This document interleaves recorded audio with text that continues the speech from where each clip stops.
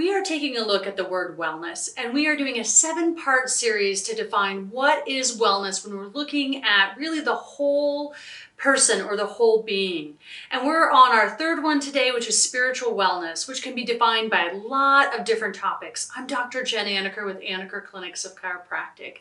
Let's dive into spiritual wellness. This can mean a lot of different variations of things for people. Certainly, a common example of spiritual wellness might be thinking about a higher being, whether that's on a religious context, and or maybe it's more on a spiritual journey of looking at and better understanding, someone's beliefs and values and ethics that help to guide life. That spirituality can also help us to learn to be more forgiving and grateful, compassionate, kind, and less judgmental. And we feel that we can just even, have a higher being or feel more connected, that when life feels heavy, that we can really just kind of lay down our fight in life and really rest within that honoring of there being a higher being, be it God, etc. So here are a couple of things to think about as far as tips when we're looking at our spiritual wellness. Again, this is different for everyone. Some things will resonate, some things will not. Prayer is obviously a common one. Again, just connecting to our higher source, worship, even having a home study of whatever it might be that you're diving into on a spiritual level. Also meditation just allows you to disconnect from all the stresses of life, get some introspection, and also help with emotional regulation. There's lots of different meditation. Some people can do it without being guided. If you look on YouTube, there's a ton of great videos on meditation. Common apps are Headspace and Calm.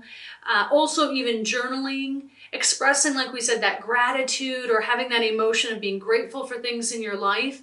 And then even if you want to express that feeling of, I have enough and I want to give to others, doing those random acts of kindness. Even something like the other day, I was in a drive-through, at Jimmy John's. Honestly, I was getting sandwiches for lunch. And I said, hey, can I pay for the guy's lunch behind me? I mean, that just helped me to feel so great to be giving back and doing those random acts of kindness. I do want to say even some of these things that can help you to just really release some of the stressors in life, feel more connected personally and also to a higher being when we're looking at spiritual wellness. Just a fun research study that 3 different universities, Duke, Dartmouth, and Yale, also all 3 of these universities looked at, what is the power of prayer as one of the examples that I gave. And they found that people who prayed often, that they got sick less and they had less depression. Also, connecting to oneself, to a higher being, can help to increase healing and recovery time. So spiritual health is one of those great things to reflect on and plug and play where you feel that best fits you and your family. But this can just help you to better handle stress, feel more connected to both yourself and a higher being. So this was our part 3 in the spiritual wellness. Look down at the link below. We're going to have continued into our 7-part series, a link there so you can follow along as we go through what is wellness and what are the different pieces of wellness.